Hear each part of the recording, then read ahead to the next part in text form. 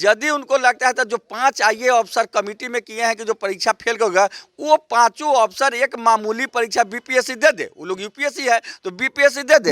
अगर वो 5 बीपीएससी पास कर जाते हैं तो हम लोग भी अगला परीक्षा देने के लिए तैयार है। अन्यथा हम 4 लाख शिक्षक पटना पहुंच रहे हैं और वह सब शिक्षक जो अपने अपने जिला में मशाल जला के संकल्प ले लिए हैं।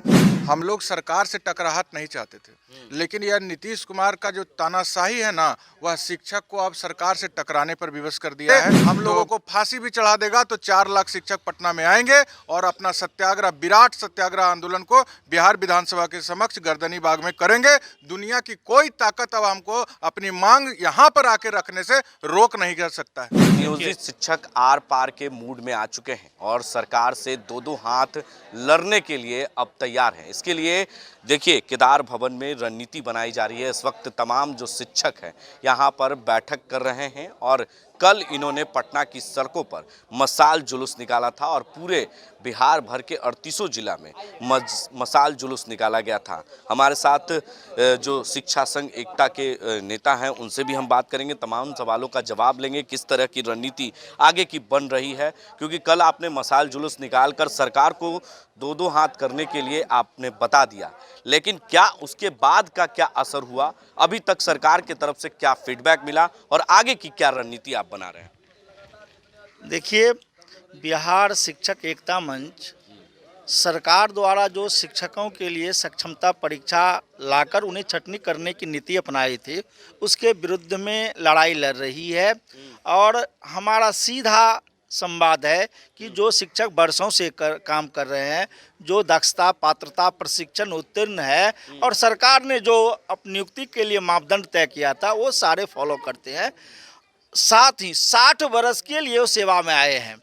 बीच में आप नई परीक्षा पैटर्न लाके अब उनकी छटनी का जो योजना बनाए हैं, इसका पुरजोर विरोध हो रहा है। और जो हमारा पूर्व से मांग है कि नियोजित शिक्षकों को राज्यकर्मी का दर्जा दें और सरकारी तमाम सुविधाओं दें, सरकार ने इसको देने में जो पेच फंसाई है उसी का ये मसला है।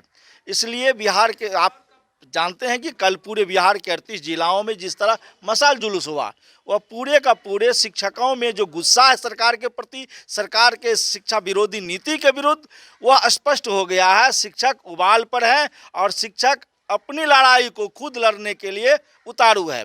सरकार वक्त रहते, मैं तो कहता हूं, अभी भी हमारी बैठक चल रही, समीक्षा चल रही है कि अभी तक जो हमारा आंदोलन हुआ वह कहां तक सफल रहा है और जो आगामी हमारा आंदोलन है विधानसभा के समक्ष अपनी उपस्थिति का 13 फरवरी को, उसकी हमारी तैयारी चल रही है। हम सरकार से अभी भी कहेंगे कि वक्त आपके पास है, बिहार के नियोजित शिक्षकों को बिना शर्त राज्यकर्मी में समायोजन आप कर दीजिए, उन्हें राज्यकर्मी का दर्जा दे दीजिए और सरकारी तमाम सुविधा दीजिए। नहीं तो 13 फरवरी को बिहार के लाखों शिक्षक पटना पहुंचेंगे, तब आपको पता चलेगा कि बिहार के शिक्षक जिला पर ही नहीं, पटना भी पहुंचकर अपनी हक हुकूक की लड़ाई कितनी मजबूती से लड़ने के लिए सक्षम है। इसलिए हम कहना चाहते हैं कि सरकार समय रहते शिक्षकों की समस्याओं का हल करे। तो देखिए, समय रहते शिक्षकों की समस्या का हल करे। के पाठक ने चेतावनी भी दे दी है, 5 परीक्षा के लिए आगे की बात कही है उन्होंने, 3 से अब 5 किया है। तो क्या इस पर आप लोग मानने को तैयार नहीं है?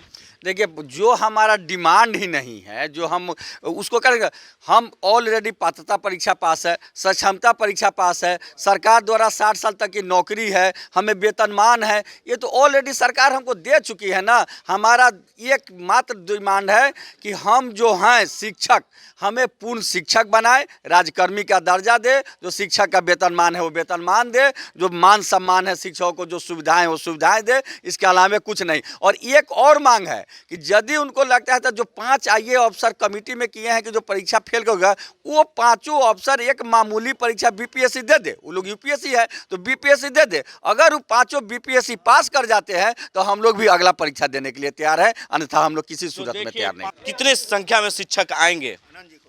देखिए, 4 लाख शिक्षक पटना पहुंच रहे हैं और वह सब शिक्षक जो अपने अपने जिला में मशाल जला के संकल्प ले लिए हैं।